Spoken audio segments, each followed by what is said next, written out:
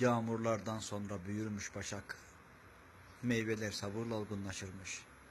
Bir gün gözlerimin ta içine bak, anlarsın ölüler niçin yaşarmış. Yağmurlardan sonra büyürmüş başak. Ulur aya karşı kirli çakallar, ürkek ürkek bakar tavşanlar da. Monoro'da bugün bende bir hal var, yağmur iri iri düşer toprağa, ulur aya karşı kirli çakallar.